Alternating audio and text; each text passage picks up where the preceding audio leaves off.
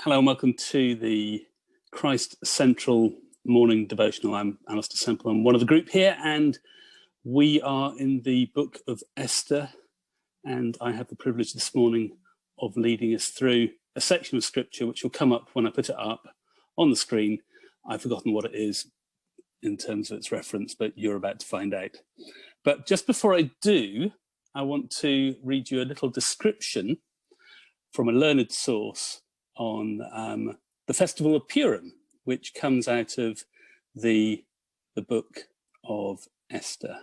So let's see if we can do this. Where have you gone? One there and two there. Let's try that.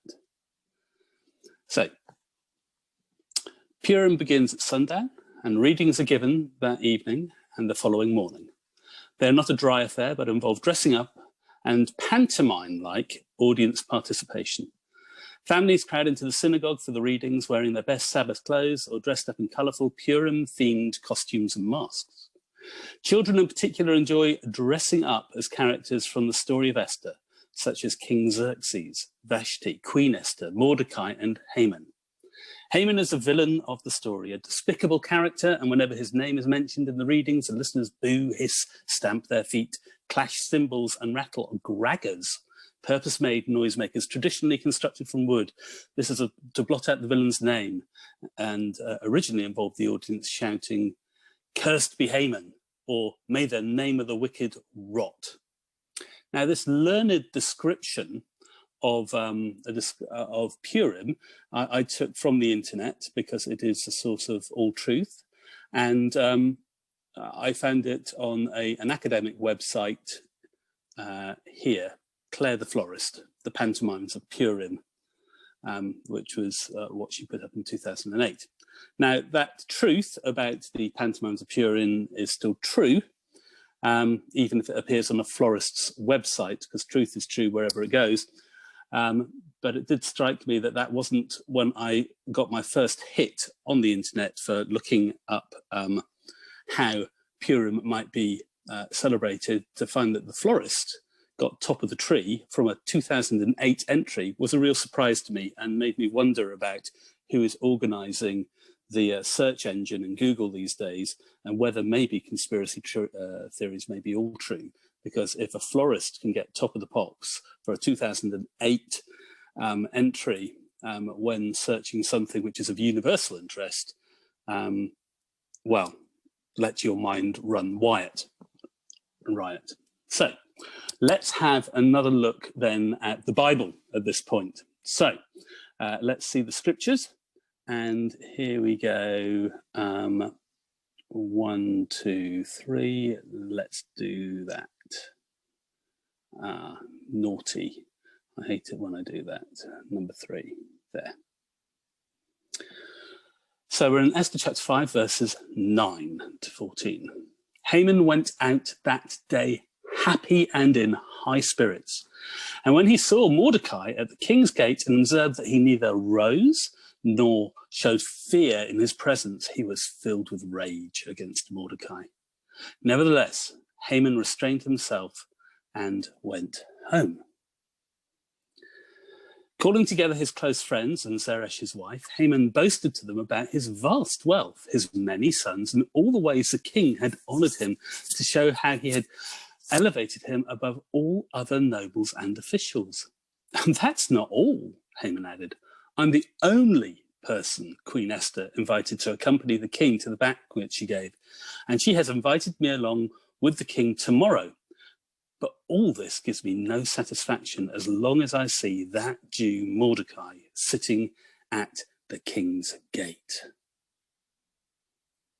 His wife Zeresh and all his friends said to him, have a pole, a big spike, set up, reaching the height of 50 cubits. That's the height of a typical 2-story house.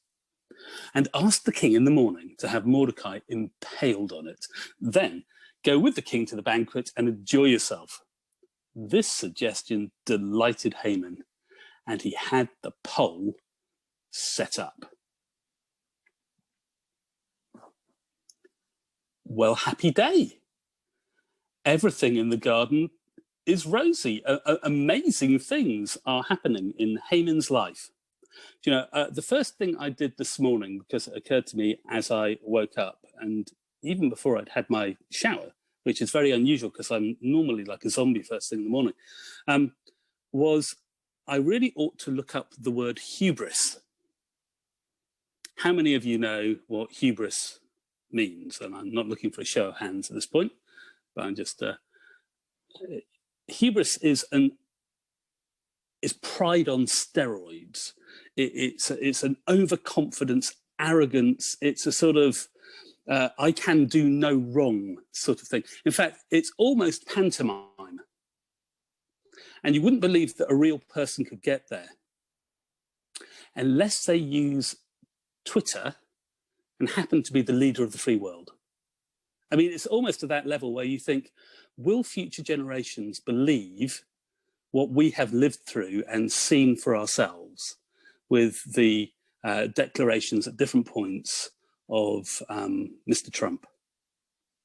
Haman appears to be a character in that mold, or maybe the person that Donald used as his model. But, okay, this just seems so ludicrous to start for a morning here.